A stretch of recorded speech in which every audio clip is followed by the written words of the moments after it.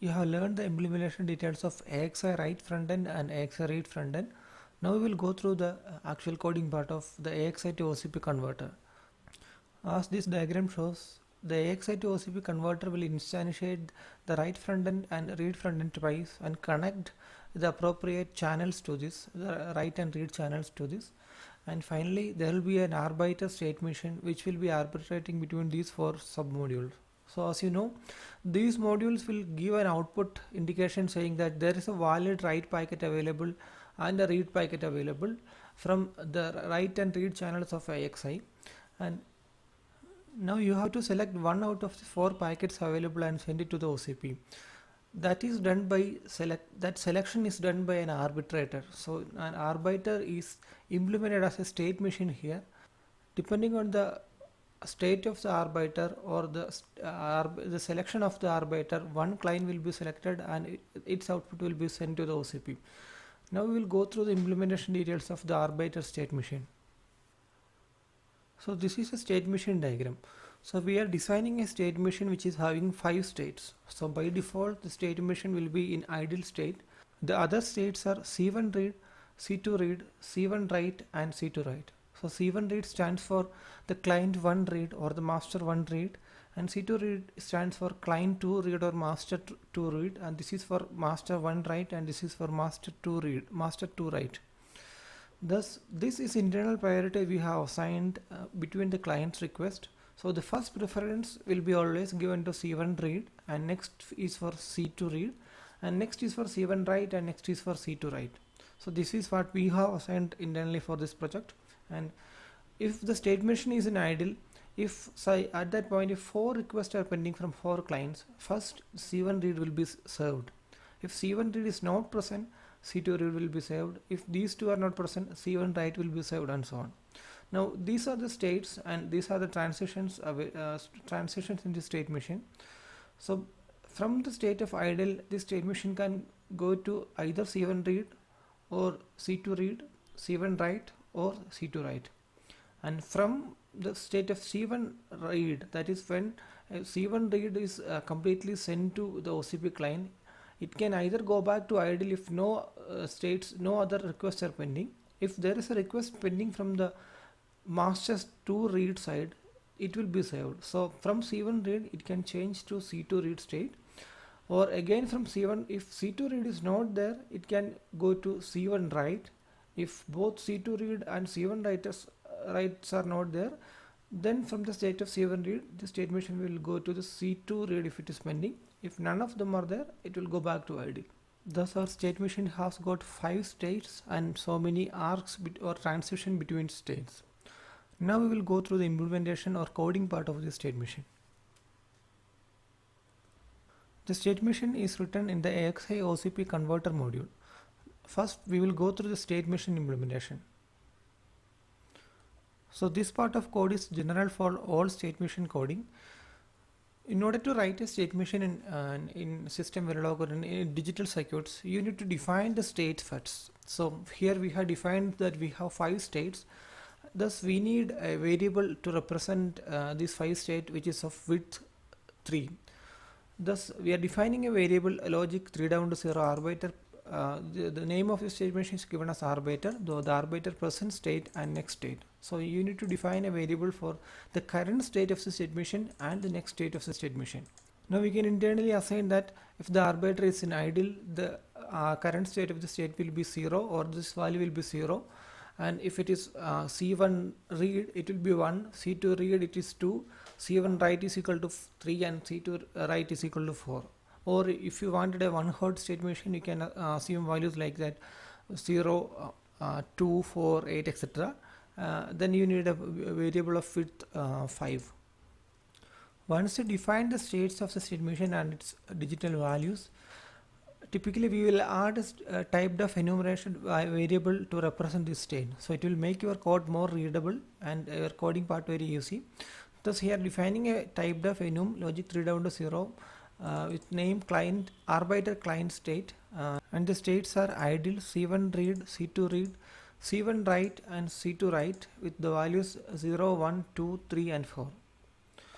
Now once you define the states of the arbiter in the enumerated form, typically we will define the enumerated values of the state machine in the current state and next state. So we are defining a variable ARB PS underscore E and ARB NS underscore E, which will be representing the enumerated value of the current state and present state, which are of type this new enumerated type. And after that you can assign arbiter PS underscore E is equal to the arbiter client tick the arbiter present state, which will give you the string representation of the current state in this variable. So in the interactive simulation you can see these variables like idle C1 read C2 read instead of 0 1 2 or 0 1 and 2, which will make your debug more easy once you have a lot of state machine in your design. The next part of the state machine coding is defining the arcs or the transition. So these are the arcs or the transitions in the state machine. You need to define a transition from idle to C1 read, idle to C2 read, idle to C1 write and idle to C2 write. Or in other words, you need to define when this transition from idle to C1 read will happen when the state machine is in idle.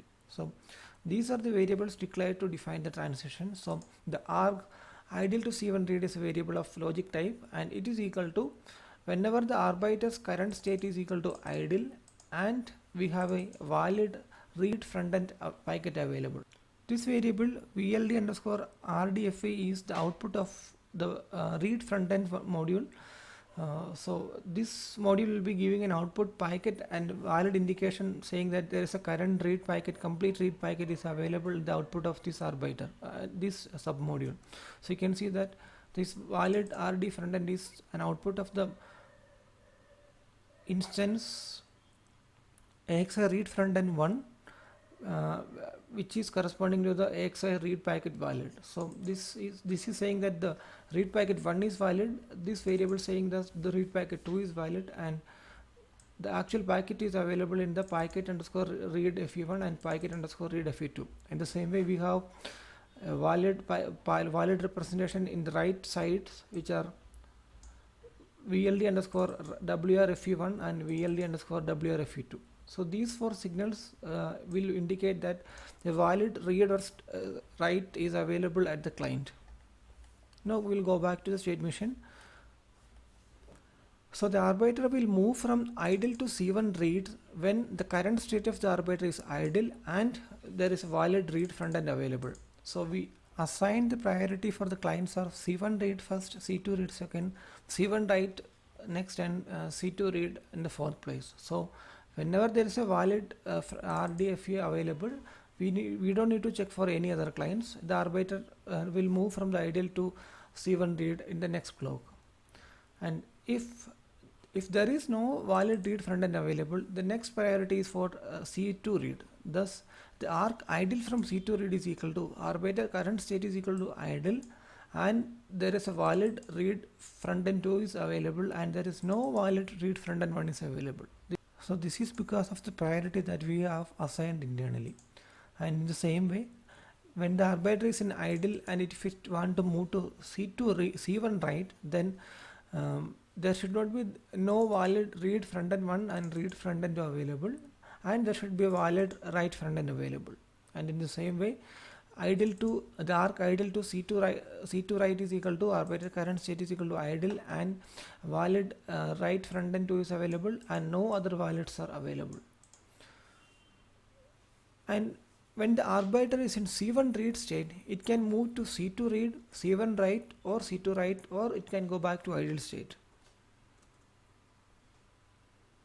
So from C1 read, it can either go to C2 read or C1 write or C2 write.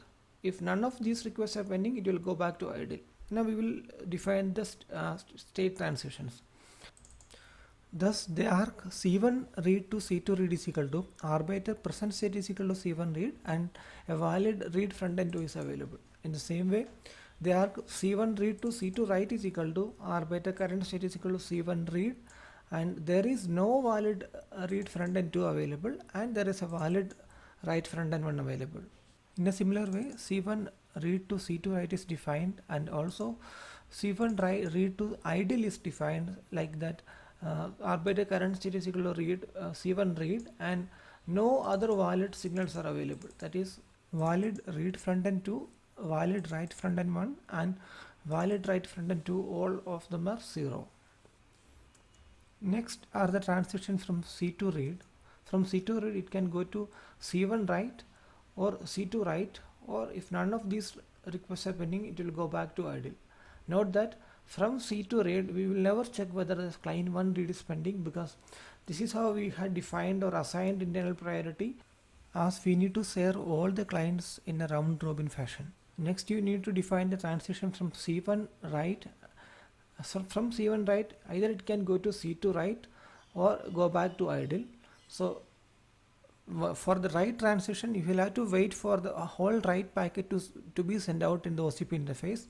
Here we have an additional signal called AXI OCP data write end, which is indicating the last packet of the write has been sent to the OCP client. Thus the transition from C1 write to C2 write is equal to R by the current state is equal to in C1 write, and there is a valid write frontend 2 available, and we are at the end of the write of the current packet.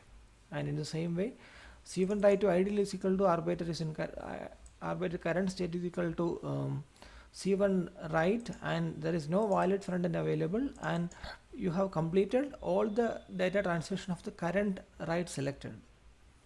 In the same way arc C2 write to idle is equal to you have current state is equal to C2 write, and you have completed the data transition of the current write.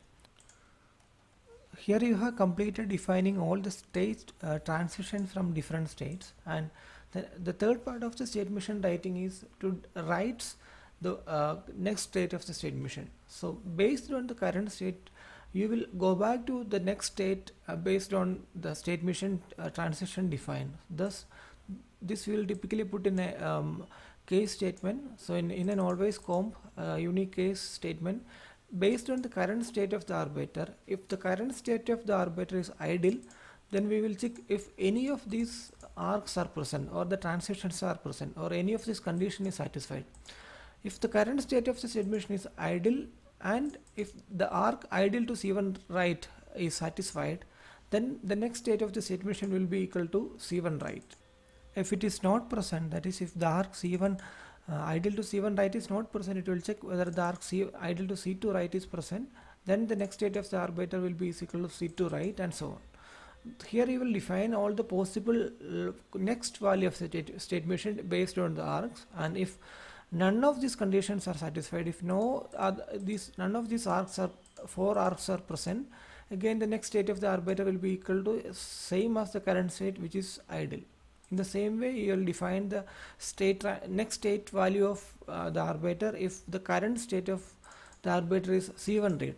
From C1 read it can go to C1 read to C2 read, C1 read to C2 write, C1 write, and C1 read to C2 write. If none of these are these three are present, it will go back to idle. So based on this arc, the next state of the arbiter will be equal to C2 read, C1 write, or C2 write, or idle. And if no other arcs, these arcs are present, the next state will be exactly same as C1 read. In the same way, you will take care of the next state of the arbiter if the current state is equal to C2 read or C1 write and C2 write. So there's a small issue in this code which I have written. So ideally, from the ideal state, first you should check for the state transition from idle to C1 read is present. So this should be checked first, and this should be checked next, and these two should be come in the third and fourth part. So this is a small mistake I have done. This need to be corrected.